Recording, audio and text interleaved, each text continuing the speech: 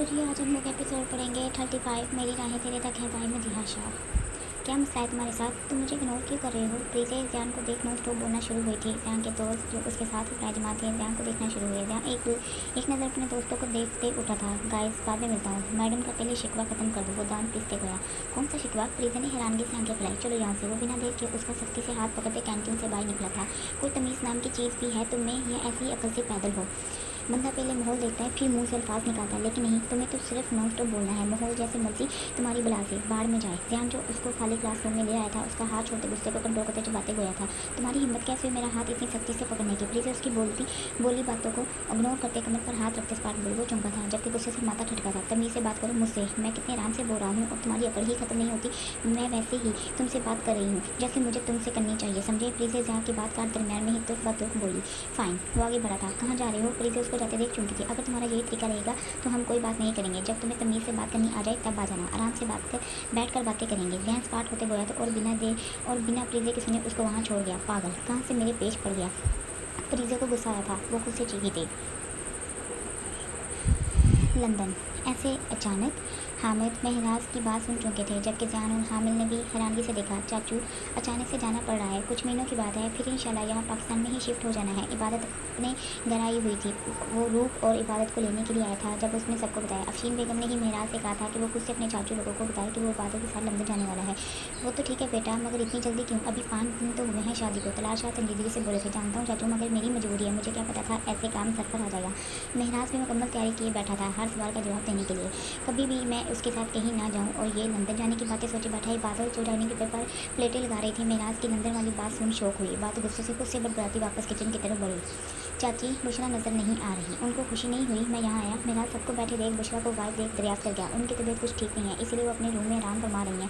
तलाशा महराज के पूछे गए सवाल पर जवाब देते खामोश हुए। ओह, चले मैं उनका हाल चाल पूछ आता हूँ। महराज उठा था। ध्यान हामिल हैरानगी से उसकी तरफ देखा। जाने की क्या ज़रूरत है? खाने के टेबल पर उन्होंने आ जाना है, तभी पूछ लेना। हामिल ने कहते जैसे महराज को जाने से रोका। चाचू, मैं वहाँ पूछ आता हूँ ना। ऐसे उनको फील नहीं होगा कि मैं उनका पूछने रूम तक ना आ सका। महराज होशियारी से काम लेते धीमे अंदाज में गया तो हामिल सर हिलाते खामोश हुए। महराज आराम से आगे बढ़ा था, चुनाकि उसको बहुत कुछ जाना था। बेटा, बस ऐसे ही मैं बीमार हो जाती हूँ, कोई भी ऐसे हाल पूछने नहीं आता। तुम आए, मुझे खुशी हुई। वैसे मुझे लगा था कि मुझे खुद ही बाहर आना पड़ेगा। बुशरा तो महराज को अपने रूम में देख हैरान हो चुकी थी। जब महराज ने यह कहा वो उनका हाल पूछने आया है, बस फिर वो मासूमियत से भरा चेहरा बनाते बोलना शुरू हुई थी। महराज उनके करीब ही बैठा था। चाची, आप ऐसे ही सबसे बदगुमान रहती हैं, सभी आपसे बहुत प्यार करते हैं। महराज को बुशरा के पूरे खानदान पर तर्क माना बिल्कुल भी अच्छा नहीं लगा था। बेटा, कहाँ मैं सबसे बदगुमान हूँ? ये घर वाले ही मेरे दुश्मन बन बैठे हैं। जब तुम्हारा मुहर्रम चाचा जिंदा था तब ही सब ने इज्जत और प्यार दिया। जैसे ही वो उस दुनिया से गए सब ने मुझसे किनारा कर लिया। बुशरा का जहर एक बार फिर से जुबान पर आया था। महराज को कुछ भी पूछने या बात करने की जरूरत ना पड़ी थी। वो बिना बोले ही बोलना शुरू हो चुके थे। महराज का काम बन चुका था और ये सब इसकी इबादत की वजह से हुआ। माफ़ करना बेटा, जानती हूँ तुम्हें बुरा लगेगा, मगर उसकी वजह से ही मैंने इतने गम देखे हैं। बुशरा जानती थी कैसे उसने महराज से बात करनी है। वो तो खुद महराज के पास जाने का मौका तलाश कर रही थी कि किसी तरह इसके पास पहुँच जाऊँ और उसको इबादत के माजी के बारे में बता सके। ये आपका दामाद अब कौन सा नया काम शुरू करने वाला है? ध्यान सबको खामोश बैठे देख सबको अपनी तरफ मुतवज्जो कर गया। हाँ, मैं जो उसके बराबर ही में ही विराजमान था, फ़ोन अपनी पॉकेट में डालते संजीदा हुआ। क्या मतलब है तुम्हारा? तलाशा ने हैरानगी भरे अंदाज में अपने बेटे से वापस से सवाल पूछा। ध्यान बेगम और सोनिया ने एक दूसरे की तरफ देखा था। हुमा पलक जो किचन से खाना लाते टेबल पर लगा रही थी, लाउंज में सरसी सा देखते वापस किचन में गई। मतलब ये कि जाने से लंदन कौन सा काम पड़ गया? वैसे भी ताई जान ने तो कहा था कि ये अपना बिजनेस यहाँ मूव ऑन कर गया, तो अभी ये किस काम के लिए ऐसे अचानक से लंदन जाने की बात कर रहा है? ध्यान धीमे मगर बहुत संजीदगी से अपना पॉइंट ऑफ पूछ गया। होगा कोई काम उसको? वैसे भी बिजनेस में काम आते ही रहते हैं। मुझे नहीं लगता हमें तुम्हें बताने की ज़रूरत है। तुम खुद भी तो काम यही करते हो। हामिद अपने भाई की जगह पर जवाब देने के लिए आगे होते। जान और हामिद ने एक दूसरे को देखा था। अच्छा, अगर इतना ही वहाँ काम था तो ये बातें सारी जो अब बता रहा है शादी से पहले हम सबको क्यों नहीं बताई? अभी शादी हुई है और नवाब साहब को काम याद आ गया, वो भी लंदन का। हामिद भी गुस्से से बड़े अंदाज में गया, आवाज़ नीचे। वो यही है, गया नहीं है। दूसरी बात, वो कोई गैर नहीं है जो ऐसे तुम लोगों की शक्की भरे सवाल उभर रहे हैं। वैसे भी अगर वो बोल रहा है कि अचानक से काम आया है तो मतलब आया है। वैसे भी काम किसी को बताकर नहीं आता। और अब इतना याद रखो, वो इबादत का शोर है। इससे पहले ध्यान दरमियान में कुछ बोलता। हामिद थोड़े जोर से अल्फाज को बोलते ध्यान को आंखों से जैसे खामोश होने का बोल गए। वो खामोश होते नजरें झुका गया। मेरे ख्याल में ये बहस यहाँ ही ख़त्म करनी चाहिए। तलाशा दो टोक बोलते उठे तो हामिद भी अपनी जगह से खड़े हुए। बेटा, तुम लोग इतना क्यों सोचते हो? रहना अपने बेटे के करीब हुई थी और मुझे ये बताओ तुम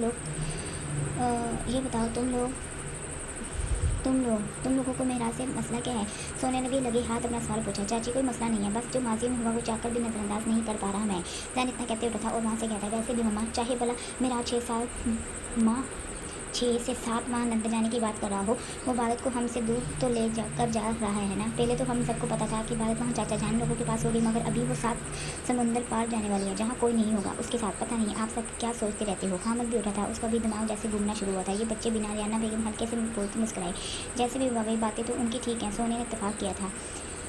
चाची, जो ऊपर वाला हमारी तकदीर में लिख देता है वही होता है, इसमें किसी इंसान का कोई बस नहीं। महराज हल्के फुल्के अंदाज में गया। महराज बेटा, तुम तो बहुत बोले हो, तुमने अभी ये दुनिया नहीं देखी जितनी मैं देख चुकी हूँ। अब तुम उस दिन वाली बात ही ले लो। बुशरा बेगम पूरी तरह तैयार हो चुकी थी जब तुम ये समझ रहे थे कि तुम्हारी वजह से तलाक हुई है, तुम्हारी और इबादत की। जबकि सच तो यह है कि इबादत की वजह से ये सब कुछ हुआ था। तभी तुम मासूम थे और आज भी। चाची, आप इतने यकीन से कैसे बता सकते कि इबादत की वजह से तलाक हुई थी?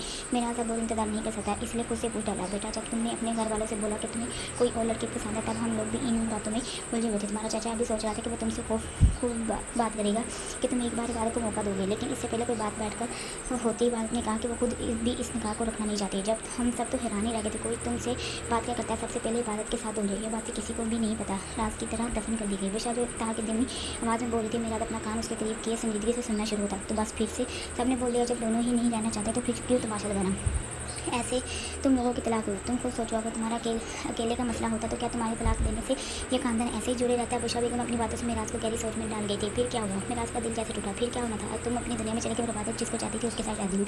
महराज भाई, खाना लग गया है, आ जाए, सब इंतजार करें। ताई जान आप भी आ जाएँ। फ्रीजे एकदम रूम खोले अंदर दाखिल हुई थी। बुशरा बेगम के अल्फाज मुँह में ही बंद हुए थे, जबकि वो इसके ऐसे अचानक से अंदर आने पर डरी थी। महराज उठा था और चुपचाप बाहर गया। ऐसे कोई इजाज़त के बिना दाखिल होता है? जैसे तुम बुशरा फ्रीजे को वैसे ही खड़े देख बढ़की तो फ्रीजे ने रोने जैसा मुँह बनाया। जारी है।